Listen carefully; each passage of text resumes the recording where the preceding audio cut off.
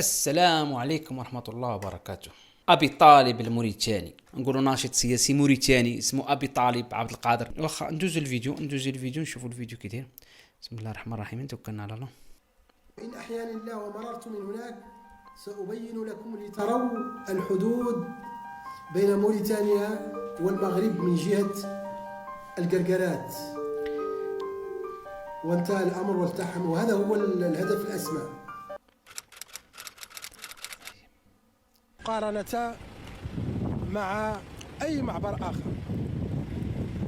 هذه تشوفوا الآن يا إخوة الكرام أنني حتى لا يمكن أن أرى نهاية الطابور. ونقلب لكم الكاميرا لتروا حجم التبادل اليومي، مئات الشاحنات الكبرى المحملة. ترون الآن الطابور 200 متر من الشاحنات اليومية المتوجهة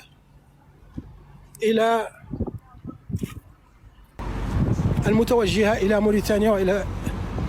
شوفوا هذا هو المسجد. طيب شوفوا حتى لا تكاد ترى نهاية الطابور من كثرة الشاحنات، وكل شاحنة 30 طن. كل شاحنة يا إخوة الكرام ويا أخوات، كل شاحنة 30 طن من المواد الغذائية المتوجهة إلى إفريقيا جنوب الصحراء. بمعنى ها هو المسجد، أننا نحن لا نكذب أبدا. اقتصاد حقيقي، والله لا اقتصاد حقيقي بالله. عندما كنا نتحدث في مواقع، ها نحن اليوم نتحدث من الواقع. معبر القرقرات المغربي في اتجاه موريتانيا، الشاحنات المغربية أقول أنه طابور يزيد على 200 متر، لا تكاد ترى نهاية الطابور من كثرة الشاحنات الكبيرة المتوجهة إلى موريتانيا وإلى إفريقيا يوميا هكذا. شوفوا يا أخوة الكرام، شوفوا يا أخوة الكرام، شوفوا الشاحنات، انتبهوا. شوف رأيتم البوابة المدخل، هذو الشاحنات اللي ما فاتوا دخلوا. أما في الداخل في المعبر هناك شاحنات عبرت. هذا هو الواقع يا إخوة الكرام، هذا هو الواقع الذي لا يمكن أن يجحده أي شخص، ولا يمكن كذلك أن يتم جهله. هذه الحركة التجارية وهذه الشراكات لا يمكن أبدا أن تكون غير شرعية. تقولون المعبر غير شرعي. طيب مئات الشاحنات تعبر يعني بطريقة غير شرعية، يعني وكأنكم تريدون تقولوا أن موريتانيا يعني تتواطأ في الأمور غير الشرعية. هذا معبر شرعي، وهذا هو الخط الذي موريتانيا بهذا المعبر هذا مشى الفقر. السلام عليكم. تقول لهم شرعي ولا ماشي شرعي؟ راه موريتانيا في عدد النسمة ديال موريتانيا تقريبا شحال ما كاملاش 10 المليون. عرفتي شحال كتدخل موريتانيا من المعبر هذا؟ موريتانيا بدات كتفهم اللعبة. ها هو الطريق الصحيح، هو معبر القرقرات. نتحدث عنه، كنا دائما نتحدث عنه، واليوم يعني نبين لكم من أرض المكان، من الواقع ما نقول. هذا هو مستقبل موريتانيا، أقولها بالحرف الواحد، وهذا هو الخط الطبيعي للتجارة الموريتانية. هل يمكن مقارنة هذا المعبر مع أي معبر آخر؟ هذا اليوم 31 أن هذا راه موريتاني ماشي مغربي. الأحد 31 مارس 2024 من الواقع ليس من المواقع. ها هي الشاحنات المغربية يا أخوة الكرام. هذا يعني في الحقيقة مذهل لدور هذه الدولة في إفريقيا جنوب الصحراء وفي دول الساحل. يوميا مئات الشاحنات. شوف طابور لا أكاد أرى نهايته. أنا حسبت من هنا على الأقل 200 متر، ولكن غير فقط هذا الطابور يعني عشرات السيارات الشاحنات. هذه الشاحنات هي شاحنات 30 طن. كل شاحنة تحمل شحنة ب30 طن من الخضروات والمواد الغذائية يوميا في اتجاه إفريقيا. هذا هو الواقع الحقيقي الذي نتحدث عنه، وهذا هو المستقبل الذي نتحدث عنه، أن موريتانيا بإذن الله تعالى تكون هي الحلقة. كسكسو داري إلى إفريقيا، ميريندينا إلى إفريقيا. دابا حاليا يلا بدينا كنفهموا اشنا هي إفريقيا. شوف دابا المستقبل جنوب ماشي الشمال، دابا المستقبل هو الجنوب. هي أيضا مركز للتبادل ومركز لتلاحم الثقافات، ثقافة شمال إفريقيا والغرب مع ثقافة إفريقيا جنوب الصحراء. وموريتانيا سي تري دونيون. موريتانيا هي يعني الحلقة التي لا يمكن يعني تفاديها، وهذا هو الخط الذي يجب أن تستغل موريتانيا. إمكانياته كبيرة، مداخله كثيرة جدا، وعلينا يعني أن نتمسك به، لأن هذا هو الخط الطبيعي الذي أنا أتحدث عنه من سنين.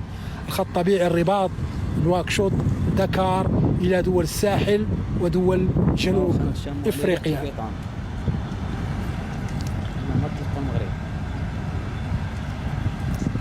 الآن لا يمكن أن تكذبونا عندما تقولون موريتانيا فرضت من أجل أن تعوق حركة المغرب، وأنها فرضت رسوم وكذا. بالمناسبة هذه الرسوم إن شاء الله في هذا الشهر الداخل، اليوم 31 غدا فاتح أبريل، يعني منذ يعني حكما من الشهر المقبل سترجع الأمور إلى طبيعتها تماما، لأن موريتانيا فرضت تلك يعني الرسوم لحماية إنتاجها. وحسب الوزير أن شهر أبريل ستعود الأمور كما كانت. الجميل يا إخوة الكرام، يعني سأذهب إلى هذا المسجد. يا أخوة الكرام هذا مهم جدا أن أول ما دائما تفكر فيه يعني المملكة المغربية عندما تصل إلى مكان هو بناء المسجد. وهذه يعني حضارة وثقافة إسلامية هي التي يعني سار عليها الرسول صلى الله عليه وسلم عندما وصل إلى المدينة مهاجرا من مكة. عندما وصل قال له هنا يكون المسجد، أول شيء حدد المسجد. شوفوا ما شاء الله هذه المعلمة، يعني الأمن والأمان. هذا المسجد من القرقرات. أنتم تقولون نقطة حدودية ومعبر حدودية، انظر هذا المعبر، انظر إلى هذا المسجد. والله ربما لا تجدوه في مدن كبرى. الآن أنا سأذهب إلى هذا المسجد من قريب لأريكم مسجد هذا الذي بني في القرقرات وتم يعني تدشينه حتى تكون لي صورة. استنوا، أيوة، شوف الطابور كم، على الأقل ما يزيد على 200 متر. شوف سترى عدد الشاحنات ما شاء الله 30 طن المتوجهة إلى موريتانيا وإلى إفريقيا جنوب الصحراء. هذا هو الواقع الحقيقي بعيد عن المواقع والكلام والسجالات. هذا المعبر كما قلت هو معبر تاريخي، كان يحلم به الجيل الأول الحاكم في موريتانيا كهمزة وصل بين المغرب بين شمال إفريقيا بصفة عامة والمغرب وأوروبا إلى إفريقيا جنوب الصحراء. كما قلت لكم انظروا، يعني لا نرى نهاية الطابور، لا نراه، يعني مئات السيارات مئات الشاحنات المتوجهة. وبالمناسبة التقيت كثير من المواطنين أعرفهم في اتجاه، أصبحوا الآن يسلكون هذا الطريق في اتجاه المملكة المغربية عبر. فراسكم بأن نيجيري يشري طوموبيل في أوروبا، يعني هو خدام تما مثلا، حرق تما ودار فلوس وبغى يشري طوموبيل، فين غيدوزها؟ كدوز من هنا، كيجي من أوروبا، كيدوز من المغرب، من موريتانيا، من السنغال، كيدخل حتى كيوصل نيجيريا. يعني ما عندوش مشكل، طوموبيلته غيجي يدخل بها حتى نيجيريا. هذا المعبر، شوف يا أخوة الكرام، أدخل بكم في المسجد. هذه مرافق المسجد، يعني ما شاء الله بناية جميلة جدا في القرقرات. سبحان الله، شوف هذه البوابة والنقش اللي على البوابة، هذا كله مرافق المسجد ما شاء الله. في معبر القرقرات، معبر الحدودي. هل رأيتم يا إخوة الكرام مساجد بهذه الطريقة في المعابر؟ يا أخوة الكرام، هل رأيتم مساجد بهذه الطريقة؟ شوف الصومعة. هل رأيتم مساجد بهذه الطريقة في المعابر؟ من يقوم بهذا الأمر؟ دولة لها حضارة وتاريخ هي التي تقوم بهذا الأمر. بالمناسبة موريتانيا كذلك في إفريقيا، موريتانيا تقوم ببناء مراكز ثقافية تحتوي على المحاضر لتعليم القرآن، اللغة العربية والثقافة الحسانية.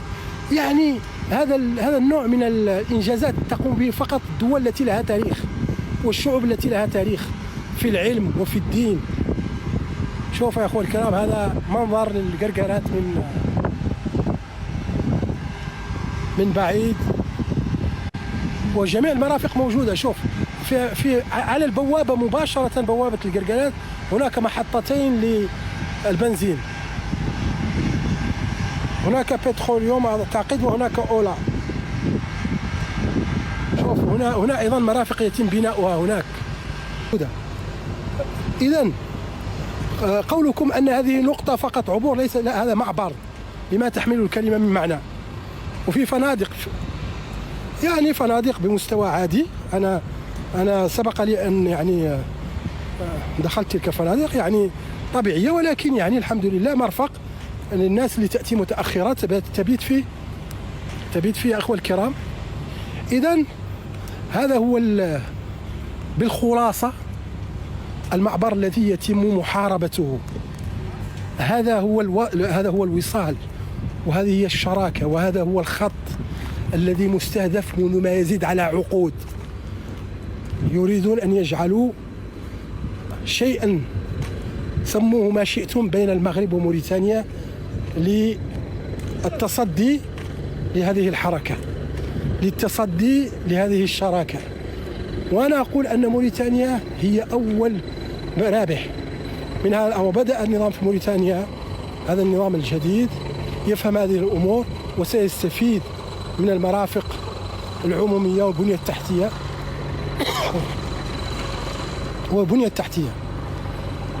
وهذا هو الذي ندعو له. نحن ندعو العلاقة المغربية الموريتانية، يقزم الشراكة الموريتانية المغربية. أولئك الذين يريدوا أن يقزموا هذا المعبر يا إخوة الكرام قد يكون بالنسبة لي الأهم والأكبر على المستوى الإفريقي. هذا المعبر هو المكان الحقيقي لربط بين شمال إفريقيا وجنوب إفريقيا. رأيتم المرافق من الجهتين، رأيتم الازدحام من البوابتين، رأيتم الازدحام من البوابة التي تأتي من موريتانيا للدخول إلى المغرب بشاحناتها، شكرا عدنان، بشاحناتها وبأفرادها وبأشخاصها. إلى هنا نكون جينا على نهاية هذا الفيديو هذا، والسلام عليكم ورحمة الله وبركاته.